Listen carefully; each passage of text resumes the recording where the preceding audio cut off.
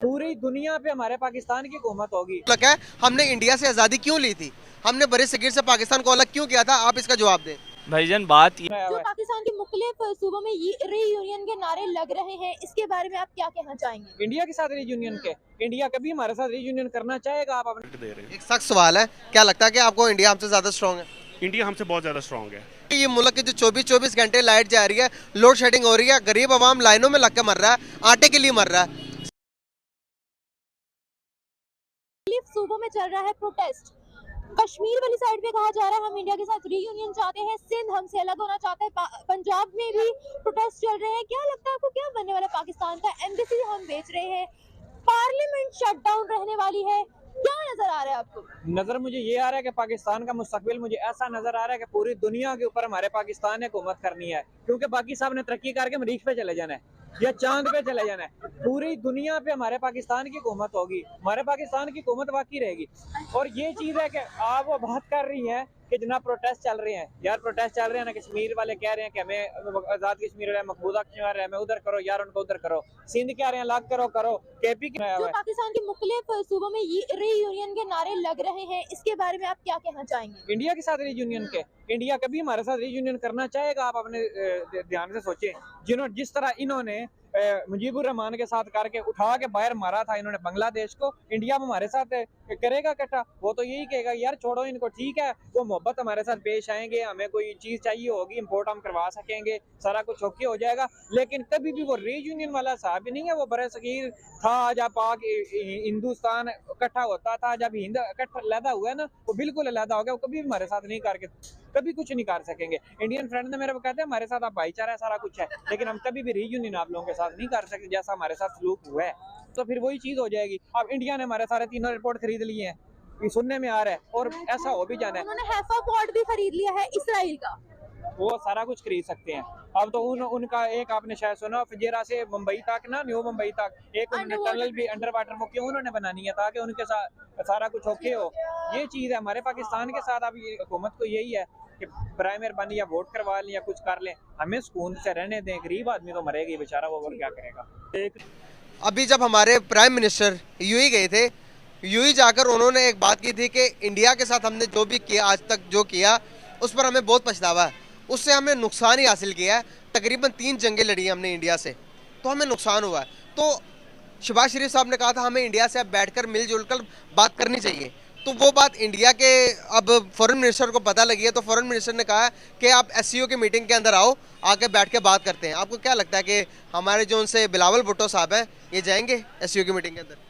जी definitely, अगर इनकी तरफ से अगर पर्पस है ना, ठीक है, प्रपोजल इनकी तरफ है तो इन्हें फॉलो करना चाहिए। उन्होंने एक्सेप्ट किया है, ठीक है। टेबल टॉक का हर एक को हक है, ठीक है। और ख़ास तौर पे जहाँ पे रियासत की बात आती है, हमें इस चीज़ के ऊपर अपने प्राइम मिनिस्टर को, यहाँ हमारे अदारों को इसके ऊपर हमें इसके ऊपर बहुत ज़्यादा फोकस करना चाहिए, क्योंकि जब तक आपके नेबर के साथ आपकी रिलेशन अच्छी नहीं होगी, आप लोग कैसे बिजनेस कर सकते हैं, कैसे हम लोग ग्रोथ कर सकते हैं। तो 75 देख लें, 71 देख लें, 65 देख लें, ठीक है, कारगिल देख लें, सारा कुछ देख लें, ये सारे हालात हमारे पास ही हैं, ठीक है। वो हमें कितनी जंगें जीते हम? अल्हम्दुलिल्लाह हम विन हैं। हम विन नहीं है। हम आपको दोबारा से मैंने ये क्यों कहा है, ये आप भी समझ गए हैं, ठीक है, ये आप भी। फिर आपने जज्बे वाली बात की, तो जज्बा तो उनके पास, हर किसी के पास होता है। जब मुल्क की बात आती है, जब अब इज्जत की बात आती है, तो यहाँ पर आप किसी मांगने वाले को भी हाथ मारे, उसकी कोई आप उसे जदाद, उसकी मतलब के जितने उससे पैसे जमा किए छीनने की कोशिश करे, तो वो आपको कहेगा कि भाई कोशिश खत्म करेगा कि वो आपको मार कर पैसे वापस ले ले। तो हर इंसान की अपनी अपनी एक, अगर इंडिया की बात करें, अगर बांग्लादेश की बात करें, अगर हम किसी भी मुल्क की बात करेंगे, तो अपने लिए लड़ता वो। देखिए, हमें 2 चीज़ों के ऊपर फोकस करना चाहिए। फर्स्ट हमें देखना चाहिए, क्योंकि हमें 75 ईयर के अंदर हम लोगों ने किसी भी एक पर्पज़ के ऊपर वर्क नहीं किया, ठीक है। वो हमने स्टडी के ऊपर नहीं किया। इंडिया ने 95 के बाद हमारे साथ जंग का कभी भी इरादा नहीं किया, उसने इकॉनमी के ऊपर किया, ठीक है। इकॉनमी के ऊपर देख लें, आप लोगों के प्राइम मिनिस्टर के सिंगापुर के कितने विजिट हैं, आपके प्राइम मिनिस्टर के, आपके आर्मी चीफ के, किसी भी अदारे के, ठीक है, मलेशिया के साथ कितने, क्योंकि एशिया के अंदर ग्रोथ उसकी सबसे ज़्यादा है, ठीक है। उसके जो सराउंडिंग में है, जो यूएई है, जो ये सभी जितने भी आप देख लेना, उनके अंदर जाकर आप लोग देखें, आपको मेजोरिटी वहाँ पे इनकी पॉपुलेशन ये मिलेगी, इंडियन मिलेंगे। अगर एक चेहरा आपको पाकिस्तानी मिलेगा, 5 चेहरे आपको इंडियन मिलेंगे। कि हमारे जो से हालात हैं मुल्क के अंदर, अब बराबरी के बात करने के लायक हैं। आपको पता है कि हमारी न्यूक्लियर को भी सेल आउट करने के बारे में सोचने के, खाने के लिए गंदम नहीं है, रोटी नहीं है, लोगों के पास लाइट नहीं है हमारे पास। इन सब चीज़ों को देखते हुए क्या हमें अब भी इंडिया के साथ हम भी सोच रहे हैं कि बराबरी की बात कर सकते हैं? मैं आपको एक चीज़ ये बताऊं कि जितने भी हालात ख़राब हैं, मैं हर किसी की अपनी सोच है। मेरी एक सोच ये है कि जब चीज़ें कुछ बेहतर होनी होती हैं उसके लिए चीज़ों को एक दफ़ा बहुत बुरा होना पड़ता है।